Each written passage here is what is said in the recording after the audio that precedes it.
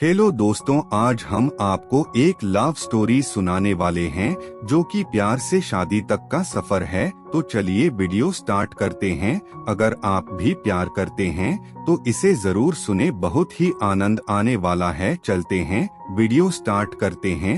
आप प्यार से विवाह तक का सफर इतना लंबा होगा उन्होंने सोचा न था। दो युवा दिलों ने दाम्पत्य जीवन के सपने संजोने शुरू कर दिए थे, लेकिन इंतजार की घड़ियां बढ़ती ही जा रही थीं। मुझे गुमसुम और उदास देखकर माँ ने कहा, क्या बात है रति, तू इस तरह मुंह लटकाए क्यों बैठी है? कई दिन से मनोज का भी कोई फोन नहीं आया। दोनों ने आपस में झगड़ा कर लिया क्या? नहीं माँ, रोज रोज क्या बात करें। कितने दिनों से शादी की तैयारी कर रहे थे, सब व्यर्थ हो गई। यदि मनोज के दादाजी की मौत न हुई होती तो आज तेरी शादी को 15 दिन हो चुके होते। वह काफी बूढ़े थे। 13वीं के बाद शादी हो सकती थी, पर तेरे ससुराल वाले बड़े दकियानूसी विचारों के हैं। कहते हैं कि साए नहीं हैं। अब तो 5 से 6 महीने बाद ही शादी होगी। हमारी तो सब तैयारी व्यर्थ हो गई। शादी के कार्ड बंट चुके थे। फंक्शन हॉल को, कैटर्स को, सजावट करने वालों को और भी कई लोगों को एडवांस पेमेंट कर चुके थे। 6 महीने शादी सरकाने से अच्छा खासा नुकसान हो गया है। इसी बात से तो मनोज बहुत डिस्टर्ब है माँ, पर कुछ कह नहीं पाता। बेटा, हम भी कभी तुम्हारी उम्र के थे। तुम दोनों के एहसास को समझ सकते हैं, पर हम चाह कर भी कुछ नहीं कर सकते। मैंने तो तेरी सास से कहा भी था कि साए नहीं हैं, तो क्या हुआ? अच्छे काम के लिए सब दिन शुभ होते हैं। अब हमें शादी कर देनी चाहिए। मेरा इतना कहना था कि वह तो भड़क गई और कहने लगी, आपके लिए सब दिन शुभ होते होंगे, पर हम तो सायों में भरोसा करते हैं। हमारा इकलौता बेटा है। हम अपनी तरफ से पुरानी मान्यताओं को अनदेखा कर मन में कोई वहम पैदा नहीं करना चाहते। रति सोचने लगी कि मम्मी इससे ज्यादा क्या कर सकती हैं, और मैं भी क्या करूं? मम्मी को कैसे बताऊं कि मनोज क्या चाहता है? नर्सरी से इंटर तक हम दोनों साथ साथ पढ़े थे, किंतु दोस्ती इंटर में आने के बाद ही हुई थी। इंटर के बाद मनोज इंजीनियरिंग करने चला गया और मैंने BSc में दाखिला ले लिया था। कॉलेज अलग होने पर भी हम दोनों छुट्टियों में कुछ समय साथ बिताते थे। बीच में फोन पर बातचीत भी कर लेते थे। कंप्यूटर पर चैट हो जाती थी।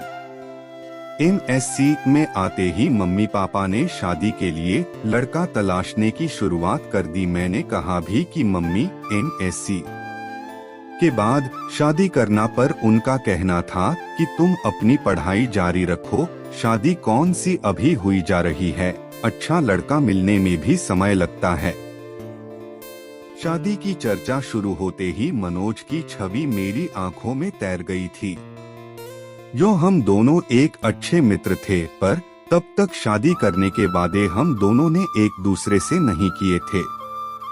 साथ मिलकर भविष्य के सपने भी नहीं देखे थे, पर मम्मी द्वारा शादी की चर्चा करने पर मनोज का ख्याल आना, क्या इसे प्यार समझूं? क्या मनोज भी यही चाहता है? कैसे जानूं उसके दिल की बात? मुलाकात में मनोज से मम्मी द्वारा शादी की पेशकश के बारे में बताया तो वह बोला, इतनी जल्दी शादी कर लोगी? अभी तो तुम्हें 2 वर्ष MSc करने में ही लगेंगे। फिर कुछ सोचते हुए बोला था, सीधे सीधे बताओ, क्या मुझसे शादी करोगी? पर अभी मुझे सेटल होने में कम से कम 2 से 3 वर्ष लगेंगे। प्रसन्नता की एक लहर तनमन को छू गई थी। सच कहूं मनोज, जब मम्मी ने शादी की बात की तो एकदम से मुझे तुम याद आ गए थे। क्या यही प्यार है? मैं समझता हूँ यही प्यार है। देखो, जो बात अब तक नहीं कह सका था, तुम्हारी शादी की बात उठते ही मेरे मुंह पर आ गई और मैंने तुम्हें प्रपोज कर डाला। अब जब हम दोनों एक दूसरे से चाहत का इजहार कर ही चुके हैं, तो फिर इस विषय में गंभीरता से सोचना होगा। सोचना ही नहीं होगा रति, तुम्हें अपने मम्मी पापा को इस शादी के लिए मनाना भी होगा। क्या तुम्हारे घर वाले मान जाएंगे? देखो, अभी तो मेरा इंजीनियरिंग का अंतिम साल है। मेरी कैट की कोचिंग भी चल रही है, उसकी भी परीक्षा देनी है। वैसे हो सकता है इस साल किसी अच्छी कंपनी में प्लेसमेंट मिल जाए, क्योंकि कॉलेज में बहुत सी कंपनियां आती हैं और जॉब ऑफर करती है। अच्छा ऑफर मिला तो मैं स्वीकार कर लूंगा, और जैसे ही शादी की चर्चा शुरू होगी मैं तुम्हारे बारे में बता दूंगा। प्यार का अंकुर तो हमारे बीच पनप ही चुका था, और हमारा यह प्यार अब जीवन साथी बनने के सपने भी देखने लगा था। अब इसका जिक्र अपने अपने घर में करना जरूरी हो गया था। मैंने मम्मी को मनोज के बारे में बताया तो वह बोली, वह अपनी जाति का नहीं है। यह कैसे हो सकता है? तेरे पापा तो बिल्कुल नहीं मानेंगे। क्या मनोज के माता पिता तैयार हैं? अभी तो इस बारे में उसके घर वाले कुछ नहीं जानते। फाइनल परीक्षा होने तक मनोज को किसी अच्छी कंपनी में जॉब का ऑफर मिल जाएगा, और रिजल्ट आते ही वह कंपनी ज्वाइन कर लेगा। उसके बाद ही वह अपने मम्मी पापा से बात करेगा। क्या जरूरी है कि वह मान ही जाएंगे?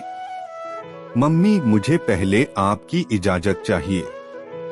यह फैसला मैं अकेले कैसे ले सकती हूँ? तुम्हारे पापा से बात करनी होगी। उनसे बात करने के लिए मुझे हिम्मत जुटानी होगी। यदि पापा तैयार नहीं हुए तो तुम क्या करोगी? करना क्या है मम्मी, शादी होगी तो आपके आशीर्वाद से ही होगी, वरना नहीं होगी। इधर मेरा MSc फाइनल शुरू हुआ, उधर इंजीनियरिंग पूरी होते ही मनोज को एक बड़ी कंपनी में अच्छा स्टार्ट मिल गया था, और यह भी करीब करीब तय था कि भविष्य में कभी भी कंपनी उसे US भेज सकती है। मनोज के घर में भी शादी की चर्चा शुरू हो गई थी। मैंने मम्मी को जैसे तैसे मना लिया था, और मम्मी ने पापा को, किंतु मनोज की मम्मी इस विवाह के लिए बिल्कुल तैयार नहीं थी। इस फैसले से मनोज के घर में तूफान उठ खड़ा हुआ था। उसके घर में पापा से ज्यादा उसकी मम्मी की चलती है। ऐसा एक बार मनोज ने ही बताया था। मनोज ने भी अपने घर में ऐलान कर दिया था कि शादी करूंगा तो रति से, वरना किसी से नहीं। आखिर मनोज के बहन भनोई ने अपनी तरह से मम्मी को समझाया था। मम्मी, आपकी यह जिद मनोज को आपसे दूर कर देगी। आजकल बच्चों की मानसिक स्थिति का कुछ पता नहीं चलता कि वह कब क्या कर बैठें। आज के ही अखबार में समाचार है कि माता पिता की स्वीकृति न मिलने पर प्रेमी प्रेमिका ने आत्महत्या कर ली। वह दोनों बालिग हैं। मनोज अच्छा कमा रहा है। वह चाहता तो अदालत में शादी कर सकता था, पर उसने ऐसा नहीं किया और आपकी स्वीकृति का इंतजार कर रहा है। अब फैसला आपको करना है। मनोज के पिता ने कहा था, बेटा, मुझे तो मनोज की इस शादी से कोई एतराज नहीं है। लड़की पढ़ी लिखी है, सुंदर है, अच्छे परिवार की है, और सबसे बड़ी बात मनोज को पसंद है। बस हमारी जाति की नहीं है तो क्या हुआ, पर तुम्हारी मम्मी को कौन समझाए? जब सब तैयार हैं तो मैं ही उसकी दुश्मन हूँ क्या? मैं ही बुरी क्यों बनूं? मैं भी तैयार हूँ। मम्मी का इरादा फिर बदले, इससे पहले ही मंगनी की रस्म पूरी कर दी गई थी। तय हुआ था कि मेरी MSc पूरी होते ही शादी हो जाएगी। मंगनी हुए 1 साल हो चुका था। शादी की तारीख भी तय हो चुकी थी। मनोज के बाबा की मौत न हुई होती तो हम दोनों अब तक हनीमून मनाकर कुल्लू मनाली शिमला से लौट चुके होते, और 3 महीने बाद मैं भी मनोज के साथ अमेरिका चली जाती। पर अब 6 से 7 महीने तक साए नहीं हैं, शादी अब तभी होगी, ऐसा मनोज की मम्मी ने कहा है। पर मनोज शादी के टलने से खुश नहीं है। इसके लिए अपने घर में उसे खुद ही बात करनी होगी।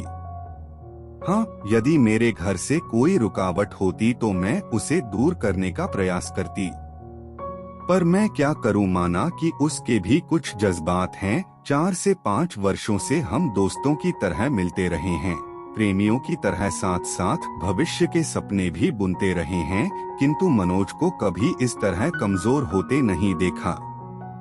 यद्यपि उसका बस चलता तो मंगनी के दूसरे दिन ही वह शादी कर लेता, पर मेरा फाइनल साल था, इसलिए वह मन महसूस कर रह गए। प्रतीक्षा की लंबी घड़ियां हम कभी मिलकर कभी फोन पर बात करके काटते रहे। हम दोनों बेताबी से शादी के दिन का इंतजार करते रहे। दूरी सहन नहीं होती थी, साथ रहने व एक हो जाने की इच्छा बलवती होती जाती थी। जैसे जैसे समय बीत रहा था, सपनों के रंगीन समुंदर में गोते लगाते दिन मंजिल की तरफ बढ़ते जा रहे थे। शादी के 10 दिन पहले हमने मिलना भी बंद कर दिया था कि अब एक दूसरे को दूल्हा दुल्हन के रूप में ही देखेंगे, पर विवाह के 7 दिन पहले बाबाजी की मौत हमारे सपनों के महल को धराशायी कर गई। बाबाजी की मौत का समाचार मुझे मनोज ने ही दिया था और कहा था बाबाजी को भी अभी ही जाना था। हमारे बीच फिर अंथीन मरुस्थल का विस्तार है। लगता है अब अकेले ही अमेरिका जाना पड़े। तुमसे मिलन तो मृगतृष्णा बन गया है। 13वीं के बाद हम दोनों गार्डन में मिले थे। वह बहुत भावुक हो रहा था। रति, तुमसे दूरी अब सहन नहीं होती। मन करता है तुम्हें लेकर अनजान जगह पर उड़ जाऊं, जहां हमारे बीच न समाज हो, न परंपराएं हो, न ये रीति रिवाज हो। दो प्रेमियों के मिलन में समाज के कायदे कानून की इतनी ऊंची बाड़ खड़ी कर रखी है कि उनकी सब्र की सीमा ही समाप्त हो जाए। चलो रति, हम कहीं भाग चलें। मैं तुम्हारा निकट सानिध्य चाहता हूँ। इतना बड़ा शहर है, चलो किसी होटल में कुछ घंटे साथ बिताते हैं। जो हाल मनोज का था वही मेरा भी था। एक मन कहता था कि अपनी खींची लक्ष्मण रेखा को अब मिटा दें, किंतु दूसरा मन संस्कारों की पिन चुभो देता कि बिना विवाह यह सब ठीक नहीं। वैसे भी एक बार मनोज की इच्छा पूरी कर दी तो यह चाह फिर बार बार सिर उठाएगी। नहीं, यह ठीक नहीं। क्या ठीक नहीं रति? क्या तुमको मुझ पर विश्वास नहीं? पति पत्नी तो हमें बनना ही है। मेरा मन आज जिद पर आया है, मैं भटक सकता हूँ। रति, मुझे संभाल लो। गार्डन के एकांत झुटपुटे में उसने बाहों में भरकर बेतहाशा चूमना शुरू कर दिया था। मैंने भी आज उसे यह छूट दे दी थी ताकि उसका आवेग कुछ शांत हो, किंतु मनोज की गहरी गहरी सांसें और अधिक समा जाने की चाह मुझे भी बहकाए उससे पूर्व ही मैं उठ खड़ी हुई। अपने को संभालो मनोज, यह भी कोई जगह है बहकने की? मैं भी कोई पत्थर नहीं, इंसान हूँ। कुछ दिन अपने को और संभालो। इतने दिन से अपने को संभाल ही तो रहा हूँ। जो तुम चाह रहे हो वह हमारी समस्या का समाधान तो नहीं है। स्थायी समाधान के लिए अब हाथ पैर मारने होंगे। चलो, बहुत जोर से भूख लगी है। एक गर्मागर्म कॉफी के साथ कुछ खिला दो, फिर इस बारे में कुछ मिलकर सोचते हैं। रेस्टोरेंट में बैरे को ऑर्डर देने के बाद मैंने ही बात शुरू की। मनोज, तुम्हें अब एक ही काम करना है। किसी तरह अपने माता पिता को जल्दी शादी के लिए तैयार करना है, जो बहुत मुश्किल नहीं। आखिर वे हमारे शुभचिंतक हैं। तुमने उनसे एक बार भी कहा कि शादी इतने दिन के लिए न टालकर अभी कर दें? नहीं, यह तो नहीं कहा। तो अब कह दो। कुछ पुराना छोड़ने और नए को अपनाने में हरेक को कुछ हिचक होती है। अपनी इंटरकास्ट मैरिज के लिए आखिर वह तैयार हो गए। न तुम देखना, बिना सायों के शादी करने को भी वह जरूर मान जाएंगे। मनोज के चेहरे पर खुशी की एक लहर दौड़ गई थी। तुम ठीक कह रही हो रति, यह बात मेरे ध्यान में क्यों नहीं आई? खाने के बाद तुम्हें घर पर छोड़ देता हूँ। कोर्ट मैरिज की डेट भी तो पास आ गई है, उसे भी आगे नहीं बढ़ाने दूंगा। ठीक है, अब मैरिज वाले दिन कोर्ट में ही मिलेंगे। मेरे आज के व्यवहार से डर गई क्या? इस बीच फोन करने की इजाजत तो है या वह भी नहीं है? चलो फोन करने की इजाजत दे देते हैं। रजिस्ट्रार के ऑफिस में मैरिज की फॉर्मेलिटी पूरी है होने के बाद हम दोनों अपने परिवार के साथ बाहर आए तो मनोज के जीजाजी ने कहा, मनोज, अब तुम दोनों की शादी पर कानून की मुहर लग गई है। रति अब तुम्हारी हुई। ए जमाई बाबू, ये इंडिया है, वह तो वीजा के लिए यह सब करना पड़ा है, वरना इसे हम शादी नहीं मानते। हमारे घर की बहू तो रति विवाह संस्कार के बाद ही बनेगी, मेरी मम्मी ने कहा। वह तो मजाक की बात थी मम्मी, अब आप लोग घर चलें। मैं तो इन दोनों से पार्टी लेकर ही आऊंगा। होटल में खाने का ऑर्डर देने के बाद मनोज ने अपने जीजाजी से पूछा, जीजाजी, मम्मी तक हमारी फरियाद अभी पहुंची या नहीं? साले साहब, क्यों चिंता करते हो, हम दोनों हैं न तुम्हारे साथ। अमेरिका आप दोनों साथ ही जाओगे। मैंने अभी बात नहीं की है, मैं आपकी इस कोर्ट मैरिज हो जाने का इंतजार कर रहा था। आगे मम्मी को मनाने की जिम्मेदारी आपकी बहन ने ली है। इससे भी बात नहीं बनी तो फिर मैं कमान संभालूंगा। हाँ भैया, मैं मम्मी को समझाने की पूरी कोशिश करूंगी। हाँ, तू कोशिश कर ले, न माने तो मेरा नाम लेकर कह देना, आप अब शादी करो या न करो, भैया भाभी को साथ लेकर ही जाएंगे। वाह भैया, आज तुम सचमुच बड़े हो गए हो। आफ्टर ऑल अब मैं एक पत्नी का पति हो गया हूँ। ओके भैया, अब हम लोग चलेंगे, आप लोगों का क्या प्रोग्राम है?